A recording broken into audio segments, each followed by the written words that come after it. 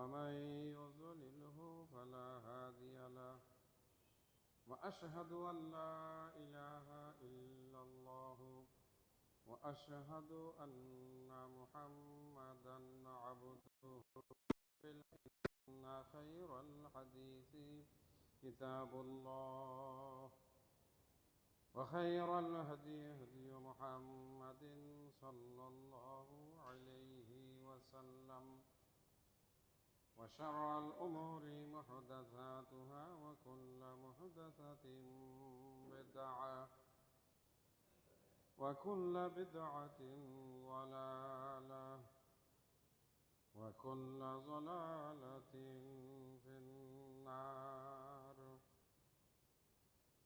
فأعوذ بالله من الشيطان الرجيم. بسم الله الرحمن الرحيم. يا أيها الذين آمنوا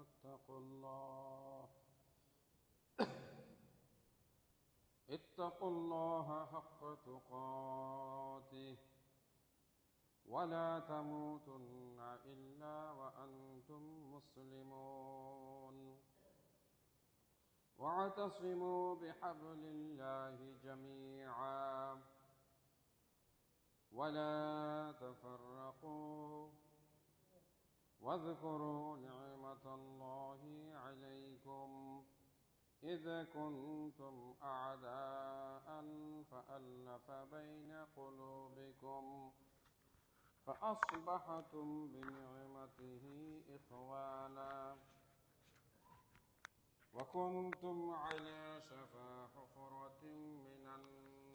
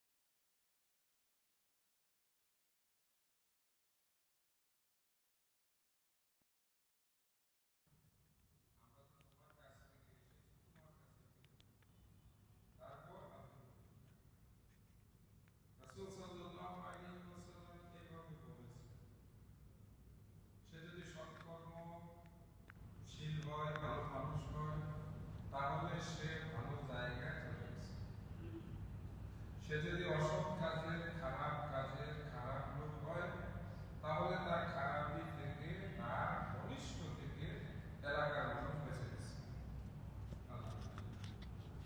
কি বুঝলাম? একটা মানুষ মারা গেলেও বলা যায় না,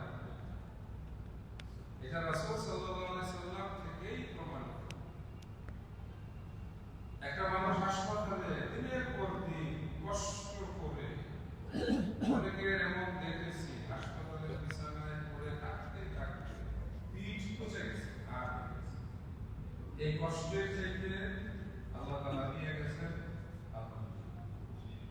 বয়স্ক মানুষ, বৃদ্ধ মানুষ উঠতে পারে না, বসতে পারে না, বাথরুমে যেতে পারে না, বসতে পারে না, নিচে করতে পারে না, পরিষ্কার পরিচ্ছন্ন করতে পারে না, এই কষ্টের চাইতে যদি সেই মানুষটাকে আল্লাহ নিয়ে যায়, তাহলে আলহামদুলিল্লাহ বলা সকল অবস্থা। আপনি রিক্সা থেকে পড়ে গেছেন, হাতে ব্যথা পাইছেন, হাঁটুতে ব্যথা পাইছেন, এটার ভিতর দিয়ে না দেওয়া মাথায় একটু চোট খেয়েছেন, আপনি বললেন আলহামদুলিল্লাহ। প্রথমত কি ইন্না লিল্লাহ, কিন্তু আবার সাথে সাথে কি বললেন আলহামদুলিল্লাহ। প্রথমত পড়ে গেছি এই জন্য ইন্না লিল্লাহ।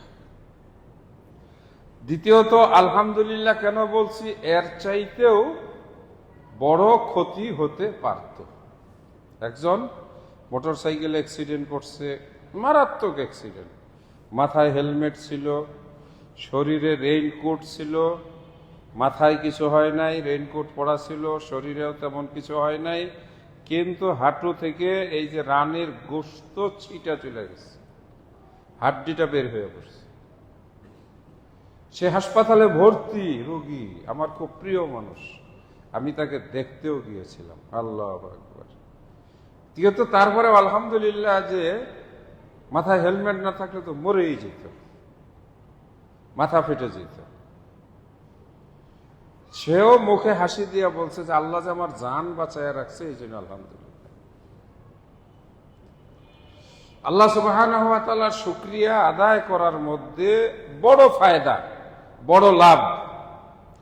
আল্লাহ তার বিপদ দূর করে দেন, আল্লাহ তার অভাব দূর করে দেন, আল্লাহ পাক তার দুশ্চিন্তা দূর করে দেন, আল্লাহ রাব্বুল আলামিন তার মনের ভিতরে একটা স্থিরতা দান করেন, একটা স্থিরতা দান করেন, অস্থিরতা আল্লাহ পাক দূর করেন। এই জন্য বেশি বেশি যে দোয়াটা পড়বেন, আস্তাগফিরুল্লাহ আস্তাগফিরুল্লাহ আস্তাগফিরুল্লাহ, আর আলহামদুলিল্লাহ আলহামদুলিল্লাহ আলহামদুলিল্লাহ। আল্লাহর নিয়ামত দেখে তো বলবেন সুবহানাল্লাহ, কি সুন্দর। বৃষ্টি হলো আলহামদুলিল্লাহ। আবার বন্যার পানিয়ে আমাদের এক এলাকা ইতিমধ্যে প্লাবিত হয়ে গেছে, আমরা এখানে বলবো ইন্না লিল্লাহ, সাথে সাথে আস্তাগফিরুল্লাহ। আল্লাহ, আমরা এই ধরনের ক্ষতি থেকে তোমার কাছে পানা চাই। ওরা ডুবতেছে নোয়াখালী, ফেনী, মরুক, আমাদের বেড়াইতে পানি উঠবে না, না এটা মনে করা যাবে না।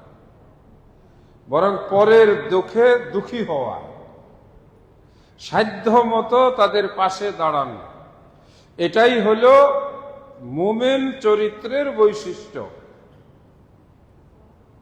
রাসূল সাল্লাল্লাহু আলাইহি ওয়াসাল্লাম বলছেন, আল মুমিনু কাজাসাদিন ওয়াহিদিন, মুমিনগণ হচ্ছে একটা দেহের মতো, একটা বডি। যেরকম বডি, শরীরে কোনো একটা অংশে যদি আঘাত লাগে তাহলে পুরা শরীরটাই কি হয়, ব্যথা হয়ে যায়। এই জন্য কোনো মুসলমান কোনো একটি জায়গায় যদি আক্রান্ত হয়, বিপদে পড়ে, মুসিবতের ভিতরে পড়ে যায়, সেজন্য খুশি নয়, বরং তার পাশে দাঁড়ানো, তাকে একটু সহযোগিতা করা, পাশাপাশি তার দুঃখে দুঃখী হওয়া। আমরা কি ওই হাদিসের কথা ভুলে গেছি? এক মুসলমানের উপরে আরেক মুসলমানের হক হলো 6টা। দেখা হলে সালাম দিবে, আসসালামু আলাইকুম। সালাম দিলে সালামের জবাব দিবে ওয়ালাইকুম আসসালাম ওয়া রাহমাতুল্লাহ, একটু বাড়াইয়ে বলতে হবে। আমাদের সমাজে এই কুপ্রথা নাই আলহামদুলিল্লাহ, তবে কিছু কিছু চালু হয়ে গেছে। শ্বশুর শাশুড়ি, ময় মুরব্বী, এদেরকে পায়ে ধইরা সালাম দেওয়া আমাদের সমাজে নাই, তারপরে একটু একটু আইসা যেতেছে। এই যে গতকাল আমাদের বাচ্চারা পরীক্ষায় পাশ করলো অনেকেই, আবার 2-4 জন ফেলও করছে। যারা পাশ করছে খুশিতে আইসা বাপ মা দাদা দাদিকে পায়ে ধরে সালাম করছে। ঈদের সময় সালাম করে, আবার এটার জন্য আমরা সেলামিও দেই। সেলামি কি? সালাম, সালাম হচ্ছে মুখে বলার জিনিস, আসসালামু আলাইকুম। সালাম দেওয়া সুন্নত, সালামের জবাব দেওয়া ওয়াজিব। আমাদের দেশের মানুষের অজ্ঞতা মানে মূর্খতা, শ্বশুর বাড়িতে গিয়ে যদি শ্বশুরকে পায়ে ধরে সালাম না করে, শ্বশুর বাড়িতে থেকে বিদায়ের সময় শাশুড়ি নানি শাশুড়িদের যদি পায়ে ধরে সালাম না করে, তাহলে কি বলে? জামাই বেয়াদব। আল্লাহ পাক কোরআন মাজিদে সূরা নিসায় বলছেন, ফাইজা হুয়িতুম বিতাহিয়াতিন, যখন তোমরা কেউ কাউকে সালাম দাও তাহলে তোমরা সেই সালামের সমান পরিমাণ জবাব দাও, একটু বাড়াইয়া দাও। যেমন একটু শিখাই, আসসালামু আলাইকুম, যিনি সালাম দিলেন উনি বললেন, আপনি কি বলবেন? ওয়া আলাইকুমুস সালাম ওয়া রাহমাতুল্লাহ, একটু বাড়াই বলবেন। আসসালামু আলাইকুম ওয়া রাহমাতুল্লাহ, আপনি কি বলবেন? ওয়া আলাইকুমুস সালাম ওয়া রাহমাতুল্লাহি ওয়া বারাকাতুহু। আপনি ব্যস্ত, আপনি একটু কম কথা বলেন, আপনি বাড়াইয়া বলেন না, তারপরে সমান সমান থাকতে হবে। আসসালামু আলাইকুম, জবাবে কি বলতে হবে? ওয়া আলাইকুমুস সালাম। এই যে জবাব দেওয়া, এটা কিন্তু ওয়াজিব। এখন পায়ে ধরে সালাম দিলে, আপনি পায়ে ধরে সালাম দিলেন শ্বশুরকে, তো শ্বশুরের এখন কি হলো? দায়িত্ব যে সালাম দিল তাকেও তো পায়ে ধরে আবার সালামের জবাব দিতে হবে। তাহলে জামাইয়ে মুরব্বী হিসাবে পায়ে ধরলো, আসসালামু আলাইকুম, এভাবে হাত দিয়ে সালাম দিল। তাহলে এখন শ্বশুরের কি করা? শ্বশুর পকেট থেকে একটা 500 টাকার নোট বের করে দেয়। এটা তো ইসলামের কোনো নিয়ম না, ওটা তো ঘুষ দিল। সেই জন্য পায়ে ধরে সালাম দেওয়া শরীয়তের দৃষ্টিতে হারাম, বিদআত। মাঝে মাঝে এগুলো বলবেন, আলোচনা করবেন। আজকে আমি যে বিষয়ে আলোচনা করব, নিয়ত করেছি কথা বলবো, তা হলো সৎ কাজের আদেশ প্রদান করা, সৎ কাজে মানুষকে উৎসাহিত করা, ভালো কাজের দিকে মানুষকে দাওয়াত দেওয়া, মানুষকে একটু সৎ পরামর্শ দেওয়া, মানুষকে একটু সৎ কাজের দিকে আগ্রহী করে তোলা। চোখের সামনে যদি খারাপ কাজ দেখা যায়, মন্দ কাজ দেখা যায়, তাকে বাধা প্রদান করা, নিষেধ করা, অথবা সাধ্য মতো, আল্লাহ পাক আপনাকে আমাকে প্রত্যেককেই একটু না একটু শক্তি দিয়েছেন। শক্তি 3 প্রকার, এটা আমার কথা নয়, প্রিয় নবী মুহাম্মদুর রাসূলুল্লাহ সাল্লাল্লাহু আলাইহি ওয়াসাল্লাম তিনি বলেছেন, 1 নাম্বার শক্তি লাঠি। যদি আপনার শক্তি থাকে লাঠি মারার, পিটানো, পিটাইবেন। আপনার পিটানোর শক্তি নাই, আপনি মেম্বার না, চেয়ারম্যান না, আপনি এলাকার কাউন্সিলর না, আপনি পুলিশ না। যেমন পুলিশ ধরে পিটাইতে পারে, তার পাওয়ার আছে। এলাকার কাউন্সিলর কোনো মদ পানকারীকে অথবা কোনো অসামাজিক কাজ করিয়াকে তার অফিসে নিয়ে বিচার করতে পারে, এটা বিচার, তার পাওয়ার আছে। কিন্তু আমার সেই পাওয়ার নাই, আপনার সেই পাওয়ার নাই। আপনি পুলিশ না, আপনি বিচারক ম্যাজিস্ট্রেট না, আপনি জজ না, আপনি কাউন্সিলর না, আপনি এমপিও না, আপনি সাধারণ মানুষ। তাহলে আমাদের কি কাজ?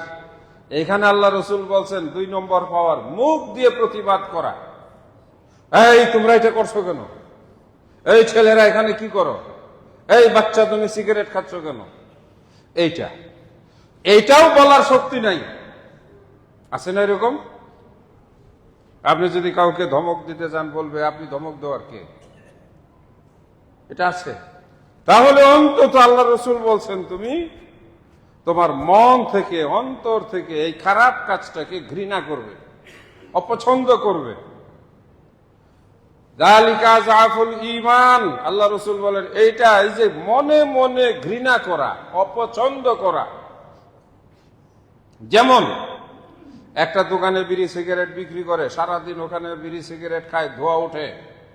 আপনি একটু চা খাবেন, আপনি ওই দোকানে যাবেন না, আপনি মন থেকে ওই দোকানকে ঘৃণা করেন না, ওর দোকানে সারাক্ষণ বিড়ি সিগারেট ধোয়া ওঠে। আপনি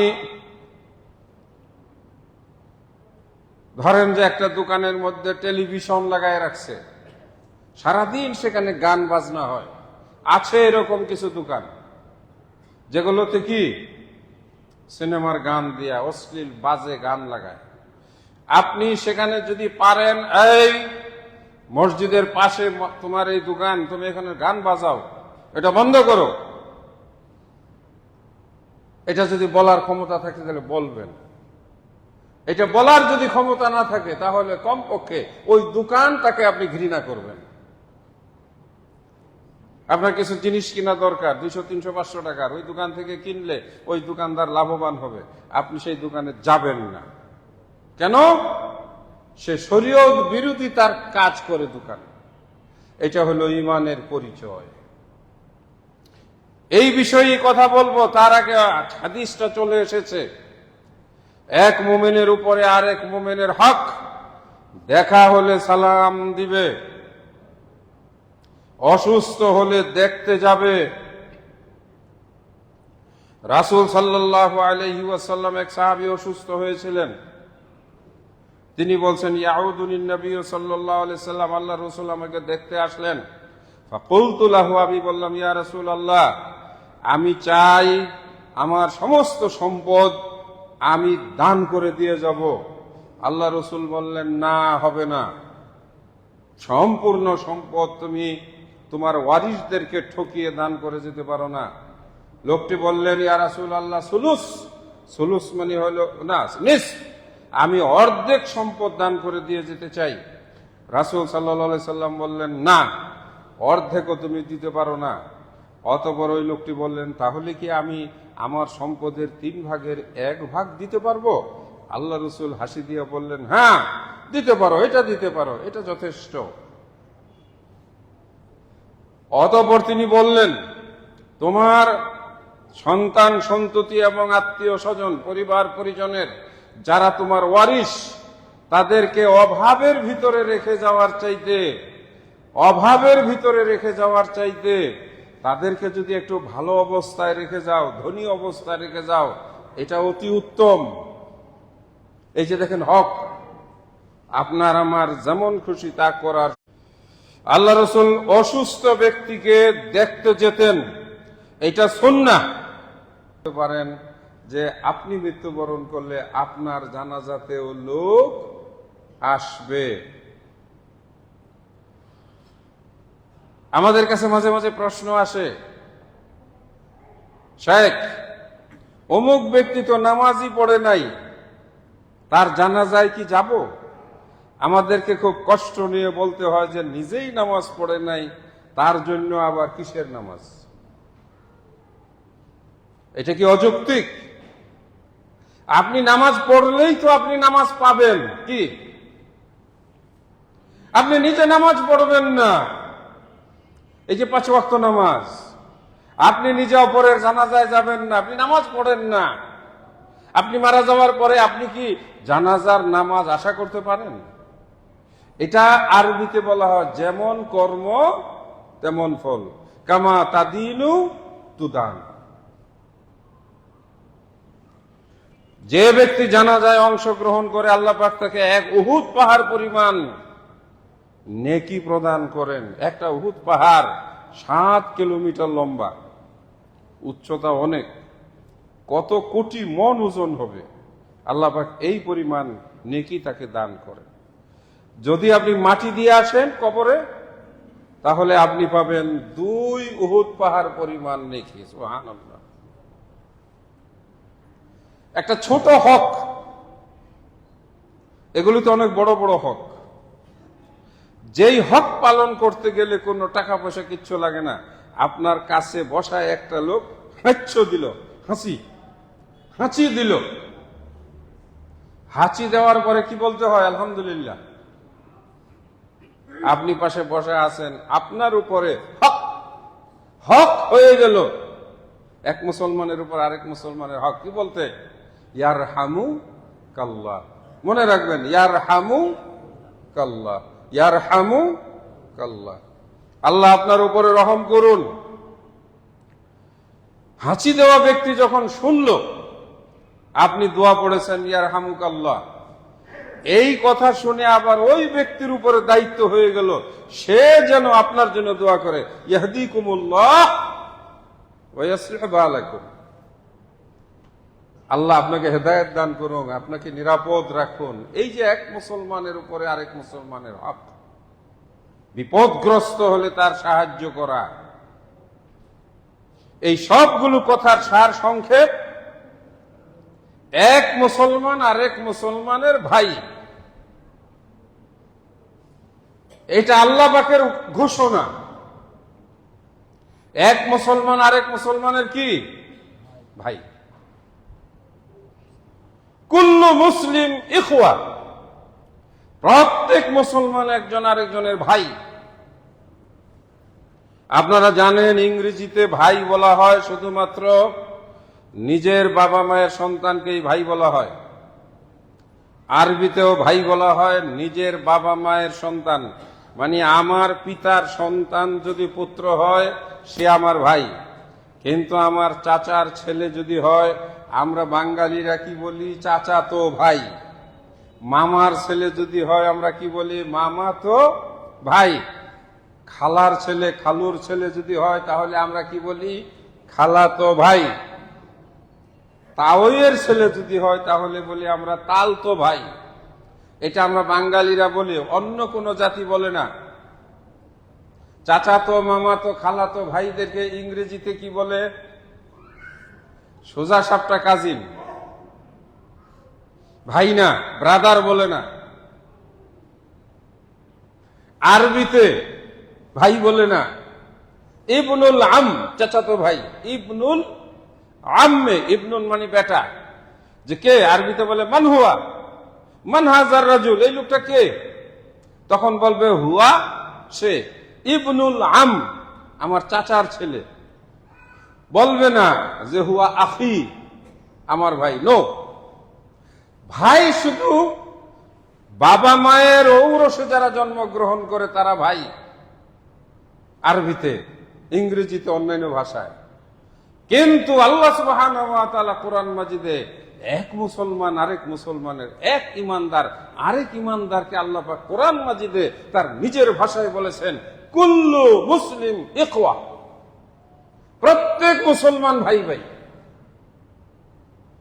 আমরা যখন ঈমান গ্রহণ করেছি, ঈমান আনয়ন করেছি, তাহলে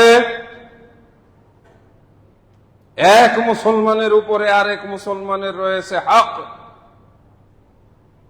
রাসূল সাল্লাল্লাহু আলাইহি ওয়াসাল্লাম বলেন, মান রাআ মিনকুম মুনকারান ফালিয়ুগাইয়িরহু বিয়াদিহি ওয়া মান লাম ইস্তাতি' ফাবিলিসানিহি ওয়া মান লাম ইস্তাতি' ফাবিকলবিহি যালিকা আযআফুল ঈমান। তোমাদের পরিবারে, সমাজে, তোমাদের এলাকায়, তোমাদের আশেপাশে তোমরা যদি কোনো অন্যায় কাজ সংগঠিত হতে দেখো, তাহলে সেটাকে তোমরা হাত দিয়ে বাধা দাও, প্রতিহত করো। যদি তোমরা হাত দিয়ে প্রতিহত করতে সক্ষম না হও, রাসূল সাল্লাল্লাহু আলাইহি সাল্লাম ফাবিলিসানিহি, তাহলে তুমি তা তোমার জবান দিয়ে, তোমার মুখ দিয়ে, তোমার ভাষা দিয়ে তা তুমি প্রতিহত করো। যদি তুমি মুখ দিয়েও প্রতিবাদ করতে না পারো, তাহলে তুমি অন্তর দিয়ে ঘৃণা করো। রাসূল সাল্লাল্লাহু আলাইহি সাল্লাম বলেন, তোমরা আমার কাছ থেকে শিখে নাও এবং তোমরা এটা আরেকজনকে গিয়ে শিখিয়ে দাও। বিদায় হজ্জের ভাষণে রাসূল সাল্লাল্লাহু আলাইহি ওয়াসাল্লাম বলেন, পৌঁছিয়ে দাও, ফালিয়ুবাল্লিগু শাহিদুল গায়বা, এই মুহূর্তে যারা উপস্থিত আছো, তারা যারা উপস্থিত নাই তাদের কাছে গিয়ে তোমরা পৌঁছিয়ে দাও।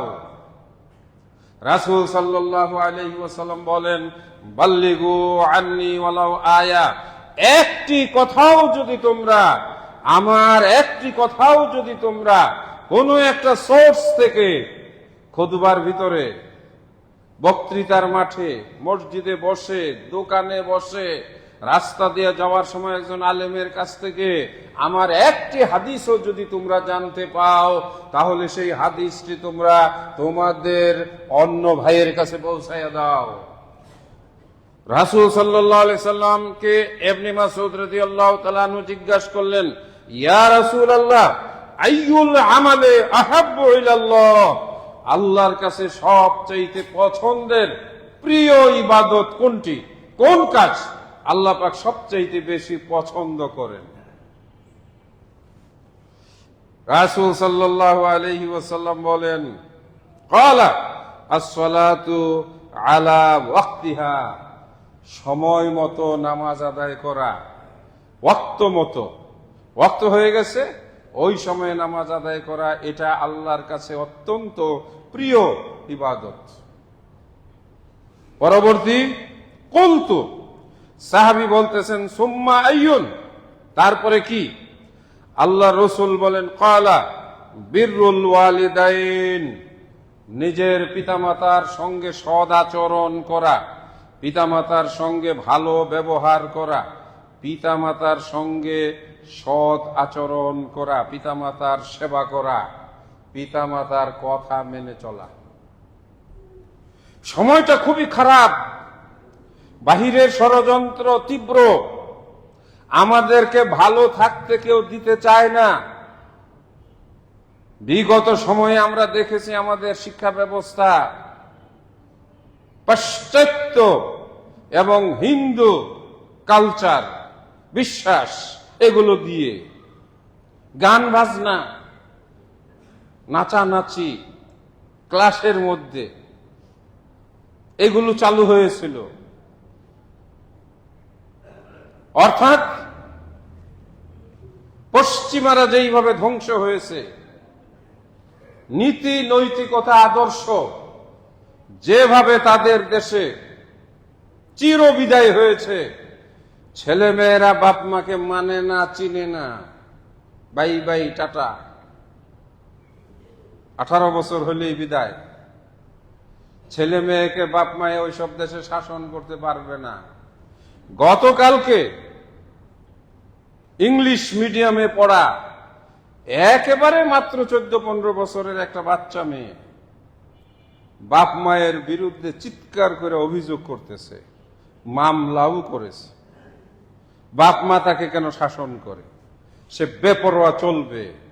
ইংলিশ মিডিয়ামে বাপ মায়ে পড়াইছে, এইবার বুঝো। এখন কান্দকে বাপ মারে মামলা দিছে। অনেক যুবকরাই হয়তো এই ক্লিপটা দেখে থাকতে পারে। একটা মেয়ে রাস্তায় বের হয়ে ইংরেজি বলতেছে খটখট করে। সে চায় যে চাইল্ড অ্যাবিউজ বলা হয়, শিশু নির্যাতন, শিশুদের উপরে তাদের স্বাধীনতাতে বাপ মা যে হস্তক্ষেপ করে। ইংরেজি পড়াইছে, এখন সে ইউরোপীয় কালচারে অভ্যস্ত। বাপ মায়ের বিরুদ্ধে মামলা দিছে, জেলে ঢুকাবে বাপ মাকে। কি মজা! আর যদি আমাদের মাদ্রাসায় পড়াইতো, কোরআন পড়াইতো, তাহলে বাপের দিয়ে কইতো আসসালামু আলাইকুম, আব্বু ভালো আছো? আর আম্মুর কাছে গিয়া বলতো, মা তোমার কিছু হেল্প করতে হবে। আমরা মনে করি বাচ্চাদেরকে ইংরেজি পড়াইলে, ইংলিশ মিডিয়াম পড়াইলে একটা কিছু হয়ে যাবে। যারা যারা এই ধরনের ইংলিশ মিডিয়ামে নিজের ছেলে মেয়েকে পড়াইছে, ওতে কান্দা সারার জীবনে কিছু মিলে নাই, পালাইয়া চলে গেছে। এটা ঘরের ভিতরে নীরব কান্না। মুসলিম ছেলে মেয়েদেরকে, আমাদের সন্তানকে নষ্ট করার জন্য আন্তর্জাতিক পর্যায়ের ষড়যন্ত্র। সম্মানিত দিনী ভাইরা, আমাদের আলোচনার বিষয় আমর বিল মারুফ এবং নাহি আনিল মুনকার। শব্দ দুইটা আপনারাও একটু অর্থ জানেন। আমর বিল মারুফ, আমর মানে হলো আদেশ করা, বিল মারুফ মানে হলো ভালো কাজের। আমরা কি ভালো কাজের আদেশ দেই? আমরা ভুলে গেছি। আমরা জুমার নামাজে আসি 2 রাকাত নামাজ পড়ার জন্য, খুতবায় অনেকেই দেরিতে আসি, চালাকি করি। আরে 40 মিনিট খুতবা তো বহুত শুনছি। দোকানে বসে বিড়ি খায়, গল্প করে, ঘড়ি দেখে, নামাজের কয় মিনিট আছে? আল্লাহ জানে না মানুষের মনের খবর? আমরা এমন হয়ে গেছি, খাবারের টেবিলে আমরা আমাদের বাচ্চাদেরকে কয়জন বলেছি এই গত সপ্তাহে, গত জুমা থেকে আজকের জুমা পর্যন্ত আমরা তো সবাই খাবারের টেবিলে বসছি, বাচ্চারাও বসছে। আমরা কি বলছি যে বাবা খাওয়ার আগে হাতটা ভালো করে ধুয়ে নাও, তারপরে বিসমিল্লাহ বলে খাবারটা শুরু করো, ডান দিক থেকে খাবার শুরু করবা। এই যে রাসূলের শিখানো সুন্নত কি আমরা টেবিলে বসে বলি না, বরং আমরা আমাদের মুসলমানদের হাত দিয়ে খাবার, এইটাকে বিদায় করে কাঁটা চামচ দিয়ে খাওয়া, মনে করি আমি এখন জাতে উঠলাম। নাউজুবিল্লাহ। রাসূল সাল্লাল্লাহু আলাইহি ওয়াসাল্লাম খাবারের টেবিল প্লেট পরিষ্কার করে আঙ্গুল চেটে, প্লেটকে এইভাবে আঙ্গুল দিয়ে চেটে পরিষ্কার করে খাবার খেয়েছেন। এখন আমরা ভদ্রলোক হয়েছি, খাবার কিছু ফেলাই, প্লেটে কিছু রাইখা দেই। হোটেলে গেলে তো কিছু না রাখলে হোটেলের বেয়ারাররা বলবে যে লোকটা রাক্ষস, মনে হয় জীবনে খায় নাই, আঙ্গুল ছাড়তেছে। আর বিবাহের দাওয়াত পাইলে আধা কেজি পেটে নেই, আধা কেজি ফেলাই, খামসায়া নেই, খাইতে পারি আর না পারি। মুরগির রান এক কামড় দিয়া পুরোটা ফেলাই দিই, দেখি তাকায় তাকায় মাঝে মাঝে। হাইরে মানুষ! ওই টেবিলে বসে যদি কোনো মানুষ প্লেটটা চেটে খায়, হাতটা যদি চাটে, তাহলে বলবে যে এই হুজুরের মনে হয় নাই, দেখছিস না আঙ্গুল চাটতেছে। আমরা রাসূলের শিক্ষাকে বাদ দিয়েছি, আদর্শকে বাদ দিয়েছি, নৈতিকতাকে বাদ দিয়েছি। পরিবারে আমরা আমাদের ছেলে মেয়েদেরকে একটু নামাজের কথা কেউ বলি না। এই ফজরের নামাজটা পড়ছো? আপনার মেয়ে অনার্সে পড়ে, মাস্টার্সে পড়ে, সকালবেলা ডাক দিয়ে উঠলো, বাবা আগে তুমি নামাজটা আদায় করো। নামাজটা কি পড়েছো? নামাজ পড়ার পরে কি আমরা বলি যে মা তুমি কি একটু কোরআন তেলাওয়াত করেছো? আমাকে একটু কোরআন তেলাওয়াত শোনাও। আমি করি, নিজে আমল না করে তো বলা যায় না। হ্যাঁ, আমার ছেলেকে বলি যে আমাকে একটা সূরা শোনাও। আলহামদুলিল্লাহ, আমার পরিবার ফ্যামিলির যারা আছে তাদেরকে বলার চেষ্টা করি। এটার নামই হচ্ছে আমর বিল মারুফ। আমর বিল মারুফ। আপনি একটা দোকানে বসেছেন, একটা ছেলে এসে একটা সিগারেট ধরালো, বাবা এদিকে আসো। তুমি কি করো? পড়াশোনা করি। কিসে? বেরাইক মুসলিম হাই স্কুলে। কোন ক্লাসে? ক্লাস 10-এ। একটা কথা বলবো, রাগ করবা? না, বলেন আঙ্কেল। দেখো, সিগারেট খাওয়াটা খুব ক্ষতিকর। এটা যেমন ক্ষতিকর, তোমার ভবিষ্যতের জন্য এটা তোমার সর্বনাশ ডেকে আনবে। আস্তে আস্তে চেষ্টা করে ছেড়ে দাও। আমরা মনে করি যে আমার কি, ও বিড়ি খায়, সিগারেট খায়, তাড়াতাড়ি যেন সে গাঞ্জা খাওয়া শুরু করে, ইয়াবা খাওয়া শুরু করে, ধ্বংস হোক। আমার এই খুতবার সঙ্গে গত জুমার আগের জুমার একটা সম্পর্ক আছে। আমি খুব দৃঢ়তার সাথে বলেছিলাম, মাদকের বিরুদ্ধে, নেশার বিরুদ্ধে আমাদের মহল্লায়, আমাদের বেড়াইদে, আমাদের নদীর পারে, আমাদের অলিতে গলিতে মাদকের ছোবল এতটাই বিস্তার হয়েছে যে এর সঙ্গে এখন প্রকারান্তরে আমরা অনেক মানুষ জড়াইয়া গেছি। একজনে খায়, সে অপরাধ করে, আরেকজনে বিক্রি করে, সে অপরাধ করে। যে বিক্রি করে সে বিক্রির টাকা দিয়ে ওই পরিবারে যদি মাছ, তরকারি, সবজি কোনো খাবার কিনে, আপনিও সেই মাদকের সঙ্গে জড়িত, আপনিও পাপী। আপনার জান্নাতে যাওয়া হবে না। আর যদি আপনার ছেলে মাদকের ব্যবসা করে, আপনি দেখে দেখে কিছু না বলেন, কিয়ামতের দিন ওই ছেলে আপনার বিরুদ্ধে আদালতে দাঁড়াবে। কোন আদালতে? আল্লাহ সুবহানাহু ওয়া তাআলার আদালতে। আমাদের সমাজে যারা দায়িত্বশীল, যাদেরকে আল্লাহ রাব্বুল আলামিন সমাজ দেখাশোনা করার দায়িত্ব দিয়েছে, এই সব ছেলেপেলেরা যদি অভাবী হয়, ইচ্ছা করলে আপনারা তাদেরকে একটা কাজ দিয়ে, আসো আমার ফ্যাক্টরিতে কাজ করো, তোমাকে মাসে 15-20 হাজার টাকা দেব, তুমি এই নেশা করো না, ছেড়ে দাও। এটা আমরা করতে পারি। এটাও আমর বিল মারুফ। আপনার নিজের ফ্যাক্টরি নাই, কারখানা নাই, আপনি একটু ইচ্ছা করলে তদবির করে যে আমার মহল্লার 2-3টা ছেলে অভাবের কারণে এরা মাদক দ্রব্য বেচা কিনা করে, এই ছেলেগুলোকে একটু আপনার ফ্যাক্টরিতে একটু কাজের ব্যবস্থা করে দেন। আমরা এই ধরনের এখন ভালো কাজ করতে আগ্রহী না, না নিজের পরিবারে, না নিজের সমাজে, না নিজের এলাকায়, না দেশের। আমরা তো দেখলাম দেশের সরকার, দেশের মন্ত্রীরা কিভাবে হাজার হাজার কোটি টাকা চুরি করে নিয়ে এই দেশটার অর্থনীতিকে পঙ্গু করে দিয়ে গেছে। আমরা হয়েছি সেই দেশের মানুষ। আল্লাহ বলেন, ইন্নাল্লাহা ইশতারা মিনাল মুমিনিনা আনফুসাহুম ওয়া আমওয়ালাহুম বিআন্না লাহুমুল জান্নাহ। আল্লাহ বলেন, অবশ্যই আল্লাহ রাব্বুল আলামিন ঈমানদারদের জীবন এবং সম্পদ কিনে নিয়েছেন। আমার জীবন এবং আমার সম্পদ, আমার জীবন আসলে আমারও না, আল্লাহর। সম্পদ আমার না, কার? আল্লাহর। আল্লাহু আকবার। মাঝে মাঝে এখন তো এই যে ইন্টারনেটের যোগ হওয়াতে সবকিছু হাতের মুঠায়।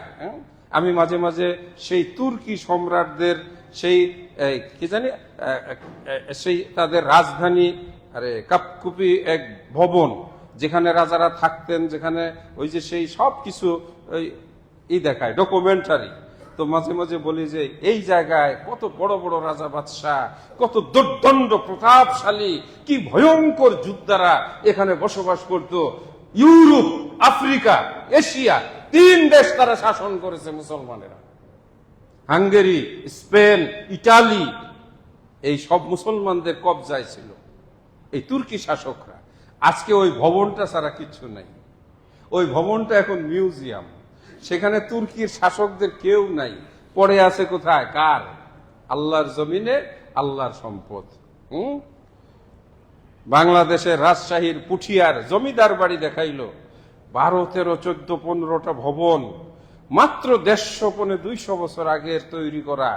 কিভাবে জরাজীর্ণ ভাঙ্গা চূড়া হয়ে পড়ে আছে।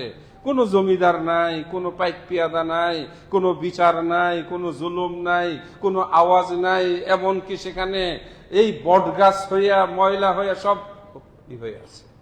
ঢাকার শহরের আজকের 2025 সালের যত বিল্ডিং দেখতেছেন, 200 বছর পরে আর অধিকাংশ বিল্ডিং এর ভিতরে ওই একই অবস্থা হবে। জঙ্গল হবে, বটগাছ হবে, ভুতুরা অবস্থা হবে, কারেন্টও থাকবে না। আমরা বলতে পারি না। তাহলে জমিন কার? আল্লাহর। এই বিল্ডিং বাড়িঘর যা বানানো হয়েছে কার থাকবে? আল্লাহরই থাকবে। শুধু থাকবে না কে? আমরা থাকবো না। আমাদের সাথে যাবে কি? যেটুকু আমরা নেক আমল করব। এই জন্য আল্লাহ বলেন, শোনো, আমার কাছে বিক্রি করে দাও। কি বিক্রি করবে? তোমার জীবন। আর কি বিক্রি করবে? তোমার সম্পদ দিয়ে দাও আমাকে। আমি বিনিময়ে কি দিব? বিআন্না লাহুমুল জান্নাহ। আমি বিনিময়ে তোমাদেরকে জান্নাত দান করব। কি কাজ করবে?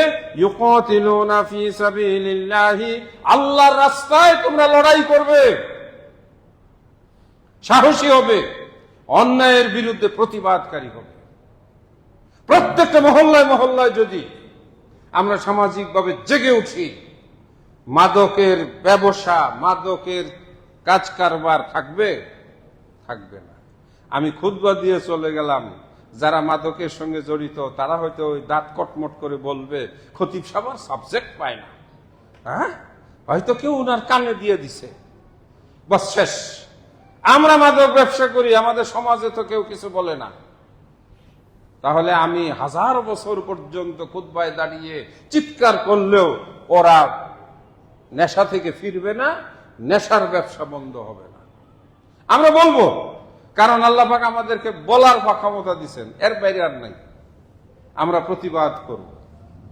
যতদিন পর্যন্ত প্রতিবাদ থাকবে, আল্লাহর গজব ততদিন পর্যন্ত আসমানে আটকানো থাকবে, মাটিতে আসবে না। যেদিন প্রতিবাদের ভাষাও শেষ হয়ে যাবে, ওই দিন আল্লাহর গজব জমিনের উপরে আসবে। আমরা কোরআন হাদিসের এই দ্ব্যর্থহীন আলোচনা আপনাদের সামনে উপস্থাপন করি বলে আলহামদুলিল্লাহ, আল্লাহ আপনাদেরকে অনেক শিরক থেকে, কবিরা গুনাহ থেকে রক্ষা করেছেন। কমপক্ষে মাজার পীরদের খপ্পর থেকে বাঁচিয়েছেন। এগুলো যখন দেখি, এই যে গত পরশুদিন, একদিন আগের ঘটনা, সেই কুমিল্লার ল্যাংটা পীরের মাজারের গাঁজা খাওয়ার দৃশ্য দেখে শুধু ভাবলাম যে আমরা আলেমরা লড়াই করছি বলে আমাদের এই সমাজে অন্তত পীর মাজারটা ঢুকতে পারে না। প্রকাশ্যে গাঁজা খাচ্ছে, টানতেছে, কোনো ধর্মকর্ম নাই, গান বাজনা, নাচানাচি, শিরক নিয়ে লিপ্ত। আমি আপনাদেরকে আহ্বান করব, আমরা বাংলাদেশ জমিয়তে আহলে হাদিসের সাথে আমরা দাওয়াতি কাজ করি। বাংলাদেশ জমিয়তে আহলে হাদিসের দাওয়াতি কাজ হলো সমাজকে সংস্কার করা, সমাজকে কুলস মুক্ত করা, সমাজকে মাদক মুক্ত করা, সমাজকে শিরক বিদআত মুক্ত করে সচ্চা সঠিক ইমানদার হিসাবে নিজেদের সমাজকে পরিচালিত করা। আহ্বান জানাবো, বাংলাদেশ জমিয়তে আহলে হাদিসের কর্মকাণ্ডের সঙ্গে আপনারা আরো তৎপর হবেন। প্রত্যেকটা মসজিদে মসজিদে আমাদের কমিটি যেটা রয়েছে, নিয়মিত যদি আপনারা বৈঠক করেন, আসর মাগরিবের নামাজের পরে হাদিসের দার্স, জাশার নামাজের পরে কোরআনের দার্স যদি আপনারা দেন, যদি আপনারা মহল্লায় মহল্লায় বের হন, ইনশাআল্লাহ এই দাওয়াতি কাজের মাধ্যমে আমাদের সমাজ আরো বেশি পরিশুদ্ধ হবে। আরো দৃষ্টি আকর্ষণ করব, আমাদের ছাত্ররা, আমাদের ছেলেরা মেয়েরা বিগত দিনের বিভিন্ন রাজনৈতিক কর্মকাণ্ডের সঙ্গে যুক্ত হয়ে লেখাপড়া ছেড়ে দিয়েছিল। লেখাপড়া থেকে তারা মনে করেছিল যে আমরা সব নেতা হয়ে গেছি, ছোট ছোট বাচ্চারা। আমিও এই যন্ত্রণার মধ্যে আছি, কারণ আমার প্রতিষ্ঠানও সরকারি প্রতিষ্ঠান। এতটুক বাচ্চা এসা পরামর্শ দেয়, একটারে জিজ্ঞাসা করলে তুই ক্লাস করস না, তোরে ক্লাসে দেখি না, তুই এসে আমারে বলো সেখানে শিক্ষার সুষ্ঠু পরিবেশ লাগবে, আরে দড়ি দিয়ে বান দিছে দৌড়। এতটুক বাচ্চা সে এইটে পড়ে, সে শিক্ষার পরিবেশ ভালো চায়, ক্লাস করে না, নেতা হয়েছে। তো এইবার নেতারা ফল পাইছে, 40% ফেল, মাত্র 6 লাখ ফেল করছে এসএসসিতে। এটাও একটা বড় রকমের পতন। বাবা মায়েরা, আপনার ছেলে মেয়ে পড়ে না, আপনার ছেলে মেয়ে সারাক্ষণ মোবাইল নিয়ে পড়ে থাকে, আপনার ছেলে মেয়ে নেতা হয়ে গেছে, আপনার ছেলে মেয়ে এখন আপনার চেয়ে বেশি বুঝিয়া হয়েছে, যার কারণে পরীক্ষায় সে এইবার ফেল ডিভিশন পাইছে। তাহলে এটা কি আপনার কোনো দায়িত্ব নেই? যে কথা বলেছিলাম সৎ কাজের আদেশ, হ্যাঁ, আপনি কি তাহলে ছেলেকে দড়ি দিয়া বান্ধা পিটাবেন না? তাকে বুঝান, কাউন্সিলিং করেন, তাকে নিয়ে বলেন, বাবা দেখো, তুমি গত বছর পড়াশোনা করো নাই, এদিক সেদিক দৌড়াদৌড়ি করেছো, এই জন্য তুমি ফেল করেছো, ঠিক আছে যাও, 1 বছর কিছু না, তুমি আবার নতুন করে পড়াশোনা করো, আমি তোমাকে হেল্প করবো, আমি তোমার পাশে আছি, আমি তোমার পিতা। এভাবে তাকে সদুপদেশ দেন, সদুপদেশ দেন। আমি জানি না মুসলিম হাই স্কুল থেকে আপনাদের বেড়াইদের ছাত্রছাত্রী ফেল করছে কিনা, করছে অবশ্যই।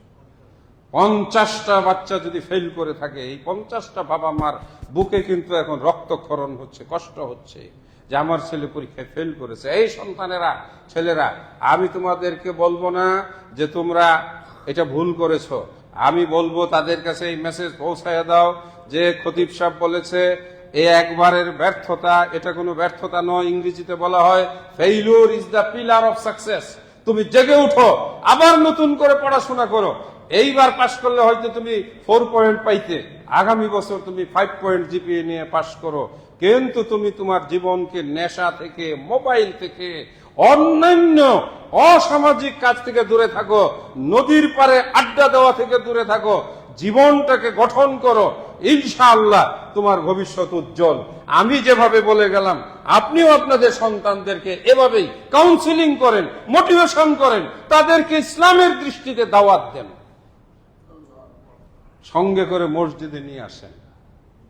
যে আয়াতগুলো পড়েছিলাম এই দাওয়াতের উপরে, আল্লাহ বলেন ওয়ালতাকুম মিনকুম উম্মাহ ইয়াদউনা ইলাল খায়রি ওয়া ইয়ামুরুনা বিল মা'রুফি ওয়া ইয়ানহাউনা আনিল মুনকার ওয়া উলাইকা হুমুল মুফলিহুন। তোমাদের মধ্যে একটি দল, একটি উম্মাহ, একটি সংগঠন থাকা দরকার, যারা মানুষকে ভালো কাজের দিকে ডাকবে, ভালো কাজের উপদেশ দিবে, ওয়া ইয়ামুরুনা বিল মা'রুফ, এবং সৎ কাজের নির্দেশ প্রদান করবে। কোন কোন জায়গায় হুকুম করবে। পরীক্ষার্থী ছাত্ররা রাস্তায় ঘোরাফেরা করে, নদীর ঘাটে গিয়ে আড্ডা দেয়, আপনি তাদেরকে দেখে বলতে পারেন, এই ছেলে দিকে আসো, তুমি না এবার পরীক্ষা দিবা, তোমার না আর 1 মাস পরে পরীক্ষা, তুমি এখানে ঘুরছো কেন? যাও বাসায় গিয়ে পড়তে বসো। এটার নামই হলো আমর বিল মারুফ। এটার নাম কি? আমর বিল মারুফ। আপনাকে যদি কেউ বলে ওটা তো আপনার ছেলে না, আপনি বলতে চান কেন? আপনি বলবেন আমার ছেলে না, কিন্তু আমার বেড়াইদের ছেলে। আমার বেড়াই না, সে আমার বাংলাদেশের ছেলে। সে আমার বাংলাদেশের আগামী দিনের ভবিষ্যৎ, এরাই তো দেশ চালাবে।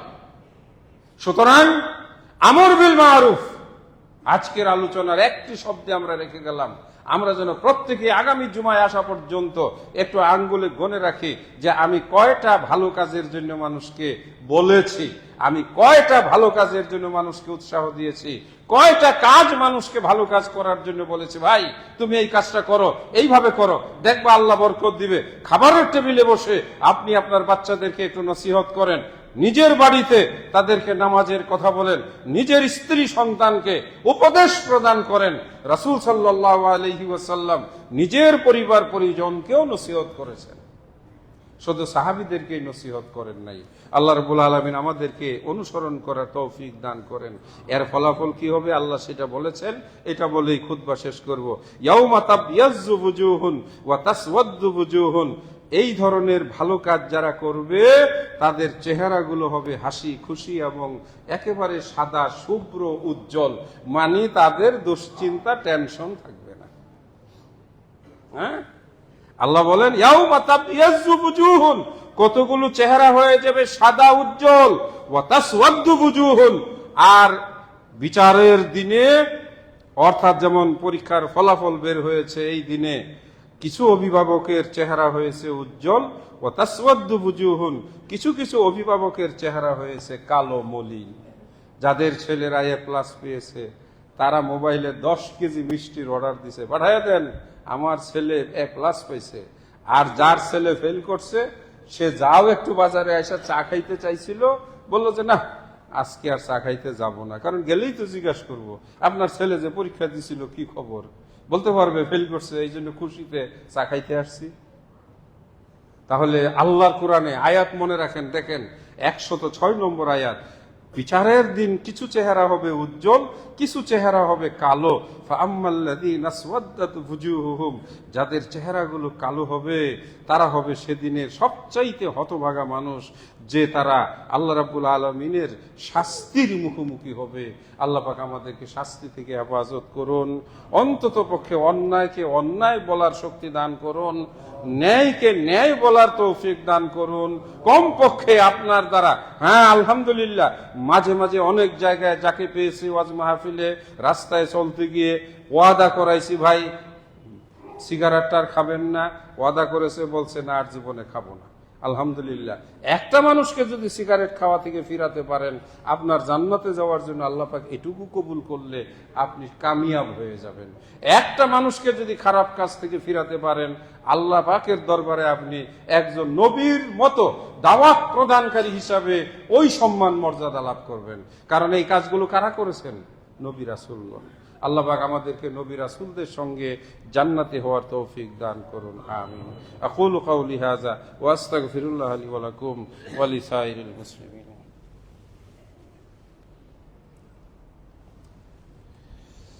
আলহামদুলিল্লাহ, আলহামদুলিল্লাহি ওয়াহদা ওয়াস সালাতু ওয়াস সালামু আলা মান লা নাবিয়্যা বা'দা, আম্মা বা'দ।